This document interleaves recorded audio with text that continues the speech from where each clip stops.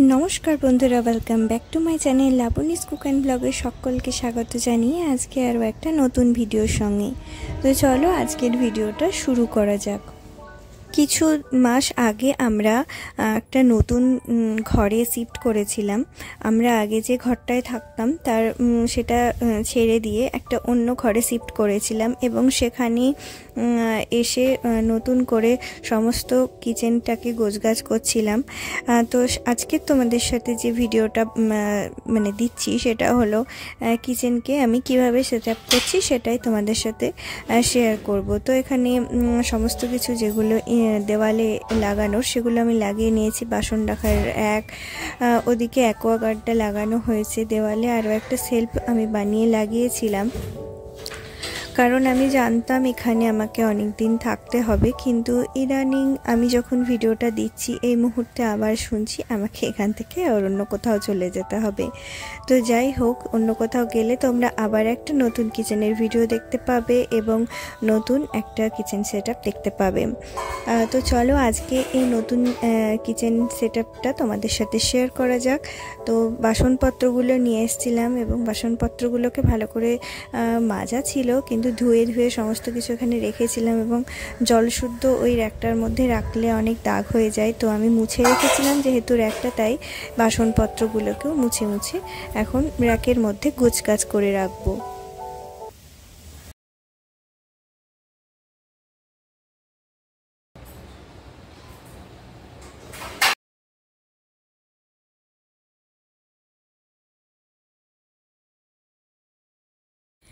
তো আমার কিচেনে দুটি বাসন রাখার ঝুড়ি রয়েছে। একটি হলো এরকম ওয়াল মাউন্ট দেওয়ালে লাগানোর।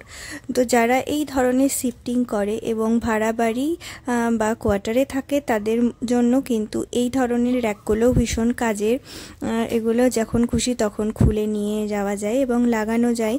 আর এর মধ্যে বাসনপত্রগুলো, শুকনো বাসনগুলো আমি রেখে দিই। আর একটা ঝুড়ি রয়েছে যেটার মধ্যে বাসন ধোয়ার পর রাখা হয়। তো প্রতিদিন আর কি বাসনগুলো ধুয়ে রাখার পরে শুকিয়ে গেলে তারপরে তুলে রাখি। আজকে যেহেতু বাসনগুলো সমস্ত কিছু ধোয়ার কাজ ছিল তাই মুছে মুছে বাসনগুলোকে সুন্দর করে গোছগাছ করে রাখলাম। এদিকে যে র্যাকটা মানে যে হুকটা লাগিয়েছি তার মধ্যে কাপগুলো থাকে যেগুলো হ্যাং করা, সেই সমস্ত জিনিস থাকে। এবারে হলো যে সমস্ত জিনিস বাজার থেকে এনে রেখেছিলাম, বেশ কিছু জিনিস ফাঁকা হয়ে গেছিলো। তো এই ঘরে শিফট করার পরে ভেবেছিলাম ওই জিনিসগুলোকে কৌটোর মধ্যে ঢেলে অর্গানাইজ করে রাখবো। তো কৌটোগুলো আমি ধুয়ে রেখেছিলাম একবার, শুধু রোদ্দুরে দিয়ে ভালো করে মুছে নিয়ে এগুলোকে জিনিসগুলো যেটা ঢালবার সেগুলো ঢেলে রাখি। এই ধরনের একই রকমের কৌটো আমরা আগে একটা হেলথ ড্রিঙ্ক খেতাম, তো তার কৌটোগুলোকে আমি কালেক্ট করে একই রকম কৌটো বানিয়েছিলাম। কিছু কৌটো অনলাইন থেকে কিনেছিলাম আর কিছু কিছু যেগুলো ট্রান্সপারেন্ট হয়, কাঁচের হয়, সেই ধরনের কৌটোগুলো আমি ধুয়ে আবার ইউজ করি। যেমন মধুর কৌটোগুলো, কফির কৌটোগুলো কিন্তু খুব ভালো, কিচেনের সমস্ত জিনিস অর্গানাইজ করা যায়। বেশিরভাগ কৌটো আর কি ট্রান্সপারেন্ট রাখলে বেশি ভালো হয়, সমস্ত জিনিস বাইরে থেকে দেখা যায়, প্রত্যেকটা কৌটো খুলে খুলে দেখতে হয় না। এবারে আমি যেটা রেগুলার রান্নাবান্নার কাজে ব্যবহার করব এই ধরনের একটা বাটি, যার মধ্যে শুকনো মশলাগুলো এনে রাখলাম। এবারে এই টেবিলটাকে একটু ওয়ালপেপার মেরে নিচ্ছি, কারণ এই কৌটোগুলো রান্নাবান্না করার যে সমস্ত কৌটো সেগুলো রাখবার মতো সেরকম কোনো সেলফ নেই। তো যে জায়গাটায় আর কি রান্নাবান্না করা হয় সেই স্ল্যাবের ওপরে খুব একটা জায়গা নেই বিশেষ, তো অনেক জিনিসপত্র রাখতে হবে। তো সেই কারণে এই টেবিলটা একজন ছেড়ে গেছিলো, তার টেবিলটা নিয়ে এসে পরিষ্কার করে তার মধ্যে ওয়ালপেপারটা লাগিয়ে নেব সুন্দর করে। এই একটা উডেন টাইপের একটা ওয়ালপেপার, যেটা দেখে একটা কাঠের টেবিল বলে মনে হবে, এটা একটা প্লাই, তার উপরে এটা সুন্দর করে মেরে নেব। পুরোটা লাগিয়ে নেওয়ার পরে একদম সুন্দর কাঠের মতো একটা লুক দিয়েছে। এবারে এই টেবিলটার উপরে আমার সমস্ত রেগুলার ইউজের ডাল, চিনি, হলুদ এই সমস্ত আর কি অর্গানাইজ করে রাখবো।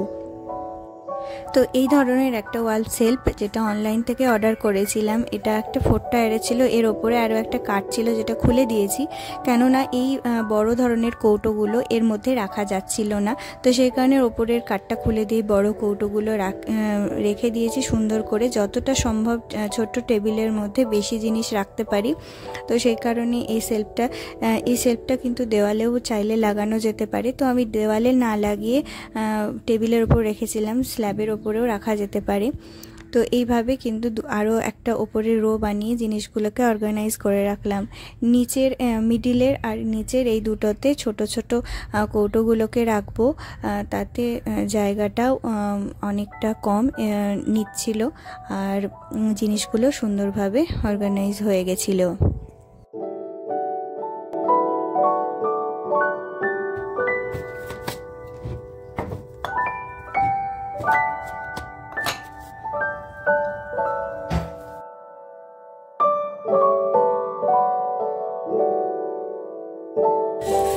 আর এই সেলফটি থাকে আমার একদম গ্যাসের পাশে, যেটাতে রোজকার রান্নাবান্না করার মশলা, গোটা মশলা, গুঁড়ো মশলা, তেল, লবণ, হলুদ এগুলোই থাকে।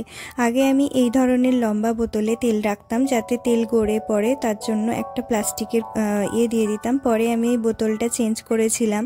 আমি একটা অনলাইনে খুব ভালো বোতলের সন্ধান পেয়েছি। বোতলটা এত ভালো, প্রচণ্ড মানে ভালো রিভিউ যাকে বলতে পারো তোমরা, ব্যবহার করে ভীষণ ভালো লেগেছে। তোমাদেরকে পরে বোতলটা দেখাচ্ছি। এটা আগেই আর কি করা হয়েছিল, তবে বোতলটা কেনার পর আমি এটাকে অ্যাড করেছিলাম এর মধ্যে। তো যে কারণে ওখানে আর কিছু তোমরা ছবিটা দেখতে পেলে না। আর এই জারগুলো আমরা কিনেছিলাম। তো এই বোতলটা তোমরা দেখতে পাচ্ছ, এই বোতলটা আর এই জারগুলো আমি 6টে সেট নিয়েছিলাম, এর মধ্যে গুঁড়ো মশলা থাকে। তো এইভাবে আমার জায়গাটাকে অর্গানাইজ করে রাখি। আর এই যে কন্টেনারগুলো দেখছো, সুগার অ্যান্ড টি, তো এই কন্টেনারগুলো অনেকটাই দাম ছিল অনলাইনে। তো আমি তখন দেখলাম যে এখন আমার হাতে যেহেতু বাজেট নেই এতটা, তো সেই কারণে ভাবলাম একটু DIY করে বানিয়েই ফেলি বাড়িতে। তো এই ধরনের টিনের যে কন্টেনারগুলো হয়ে থাকে, আমার ছেলের দুধের কন্টেনার এটা, তাছাড়া তোমরা কিন্তু রসগোল্লার যে কন্টেনার একটা কিনতে পাওয়া যায় ক্যান, তো সেইগুলো দিয়েও বানিয়ে ফেলতে পারো, বা বিভিন্ন এই ধরনের এসে থাকে, দেখবে খুব ভালো। এই কন্টেনারগুলো পুরো হোয়াইট কালার করে নিয়েছিলাম এটাতে, তারপরে এরকম সুগার অ্যান্ড টি লিখে নিয়েছিলাম। তো দেখতে একদম কিন্তু দোকানের মানে যেটা আমি ছবিতে দেখেছিলাম সেরকমই লাগছিল। তারপরে আমার এই যে র্যাকটা দেখতে পাচ্ছ, এটাও আমি একটা পরবর্তীকালে কিনেছিলাম, এর মধ্যে সমস্ত ধরনের অ্যাপ্লায়েন্স রাখার জন্য। আর ওপরের ওই সেলফটি যেখানে আমি কিছু ডেকোরেটিভ আইটেম রাখবো বলে এই জায়গাটি বানিয়েছিলাম। তো এটা একটা প্লাই দিয়ে আর কি বানিয়েছিলাম চারিদিকে। আর এইটার নিচের যেটা দেখতে পাচ্ছ সেলফ, সেটা একটা মেটালের একটা সেলফ, যার মধ্যে আমার মিক্সার গ্রাইন্ডার, জল গরম করা, এই সমস্ত এয়ার ফ্রায়ার, এই সমস্ত মানে সমস্ত জিনিস আর কি প্ল্যাটফর্মের ওপরে ছড়িয়ে ছিটিয়ে থাকে। তো যেই কারণে কাজ করতে গিয়েও প্ল্যাটফর্মটা ছোট পড়ে যায়। তো সেই কারণে ভাবলাম এরকম একটা জিনিস এনে এর মধ্যে সমস্ত জিনিসগুলোকে গোছগাছ করে রাখবো, অনেকটা স্পেসটা সেভিং হবে।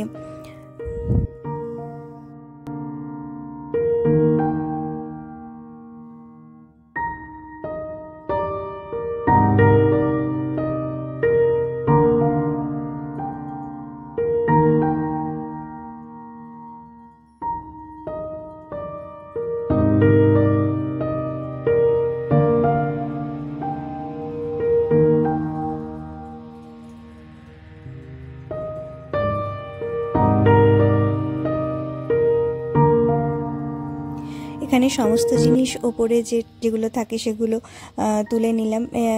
মিক্সার গ্রাইন্ডারটা কখনো কখনো নিজেও নামাতে হয় যখন এটাকে চালু করি আর কি। আর এয়ার ফ্রায়ারটা পরবর্তীকালে আমি এখানে দিয়ে দেবো, কারণ এয়ার ফ্রায়ারটা আমার এখনও মোছা হয়নি, একটু মুছে তারপরে দিয়ে দেবো।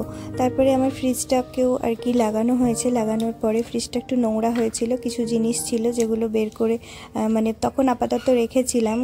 তো ভাবলাম একটু পরিষ্কার করে নিই, তারপরে জিনিসগুলোকে আবার গোছগাছ করে তুলে রাখবো।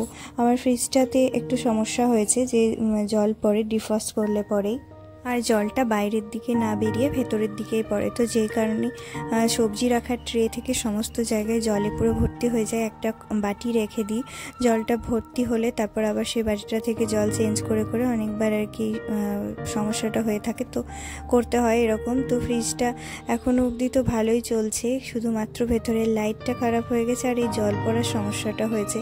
পরবর্তীকালে আমি কখনো ফ্রিজটাকে ঠিক করে নেব, কিন্তু এই ফ্রিজটাকে এখনও পর্যন্ত চেঞ্জ করার মতো কন্ডিশন আসেনি, পরবর্তীকালে চেঞ্জ করতেও পারি। আর ভালো করে মুছে টুছে নিলাম, তারপরে এবার সমস্ত জিনিস যেগুলো ছিল সেগুলো আবার রেখে দেব।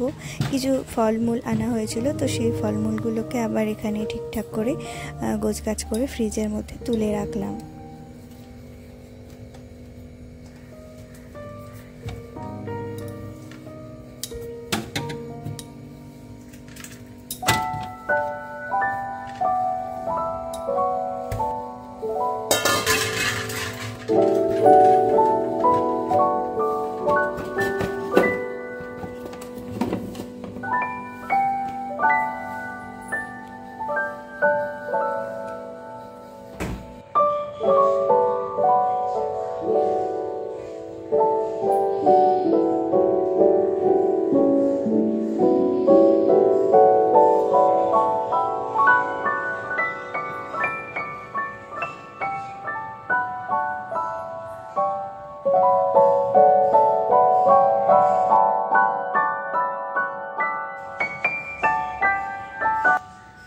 এদিকে ফ্রিজটাও মোছামুছি কমপ্লিট হয়ে গেছে, টেবিলটাও সেট আপ করা হয়ে গেছে। টেবিলে এই যে সমস্ত ধরনের মশলাপাতি আর তার নিচে চালের ড্রাম আর আটার ড্রাম রেখেছিলাম। নিচে তো সিলিন্ডার রাখার জায়গা দেখতে পাচ্ছ, আর এই সেলফটার ভেতরে কিছু যেগুলো খুব কম ইউজ হয় সেই ধরনের কিছু জিনিস রেখেছি। এই জায়গাটা আমি আসার পরে ভীষণ খারাপ অবস্থা ছিল, সেটাকে আমি অনেক কষ্টে রিপেয়ারিং করেছি এবং পরিষ্কার করেছি। তারপরে কিন্তু এই জিনিসগুলো যেগুলো এক্সট্রা আর কি, সেই সমস্ত জিনিসই আর কি বাসনপত্র থেকে এটা সেটা বলো, কিছু মুদিখানার জিনিস এক্সট্রা থাকে, তো সেগুলোই আমি এখানে রেখে থাকি। পুরো কিচেনটা আমার কিন্তু সেট আপ করা হয়ে গেছে, সমস্ত জিনিস জায়গা মতো গোছগাছ করে রাখা হয়ে গেছে। তো আজকের ভিডিওটা বন্ধুরা এখানেই শেষ করছি, দেখা হচ্ছে নেক্সট ভিডিওতে। ততক্ষণের জন্য তোমরা সবাই ভালো থেকো, সুস্থ থেকো।